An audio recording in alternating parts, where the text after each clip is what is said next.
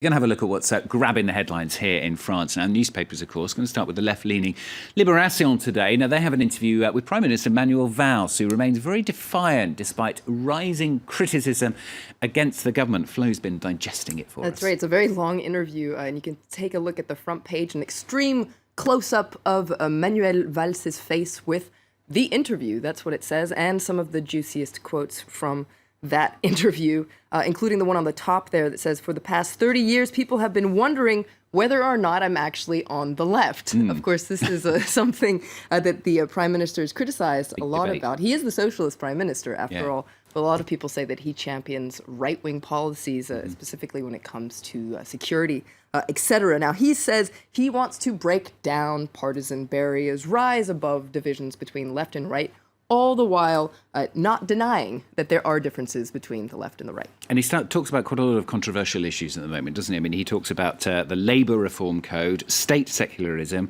social cohesion as well, amongst France's very diverse population. That's right. It's a very long interview, as I said. He has time to talk about all sorts of things. And keep in mind, Manuel Valls is a hard-talking politician. He tends to ruffle feathers for his positions on certain controversial issues and the way he talks about it. But in this interview, he is very defiant, as you said. He stands behind his controversial positions. For instance, his use of the word apartheid. This is something that he has been criticized for. He used this word to describe France's social and ethnic divisions and a certain segregation of immigrant populations in working class neighborhoods. Now, he maintains that this is a good description of the situation. He says these ghettos might play into a lot of people's hands. And you mentioned state secularism, laïcité, this big deal in France, the separation of church and state that's very official here. Well, the Prime Minister has a very hardline approach when it comes to laïcité, and he defends this hardline approach in this interview. For instance, his very controversial position on headscarves, the Muslim headscarf, his very vocal position on this very controversial issue has caused quite a stir in recent weeks. Essentially, he says that the Muslim headscarf aims to hide women and deny women, and so he's against the Muslim headscarf, and he defends this position in the interview, and he actually regrets that there are certain constitutional rules in France that make it difficult to ban the headscarf outright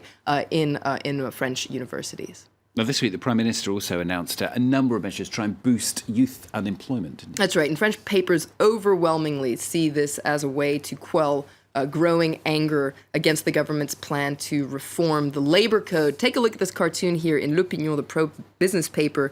You can see Manuel Valls quite literally throwing money at student protesters. And he's in the plane there with Myriam El Khomri, the labor minister. And she says, "You've dropped everything. You've dropped all the money." And he says, "Yes, because there's fire everywhere. Everything is on fire." Now, L'Opinion is among the papers that see this as actually a sign of weakness for the Prime Minister. You can see he's destabilized, according to L'Opinion, and that's why he's doing his best to brush the left the right way, if you will.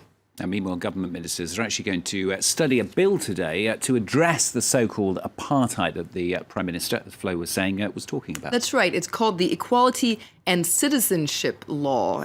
It's aimed at boosting social diversity and fighting against the so-called territorial, social, and ethnic segregation that you can have in France. Now, L'Opinion isn't very impressed with this law. It says that it's too vast, essentially. It's kind of, they call it the cleanup car of François Hollande's presidency. Essentially, he's trying to stuff a bunch of things into this law to essentially keep all his promises before next year's presidential election. And speaking of that election, Le Figaro says the left wing gearing up to put a controversial subject on the agenda. That's right. The left wants to make legalizing cannabis a key issue in the 2017 presidential election. That's Le Figaro's take on things. Essentially, Jean-Marie Le Guen, he's the state secretary for parliamentary relations, he put this issue on the table by saying that we should have a kind of partial legalization here in France. And so, according to Le Figaro, well, the government wants to make it legal. And this is a very touchy subject on the right, of course, but also on the left, and Le Figaro is very much against it in their editorial today.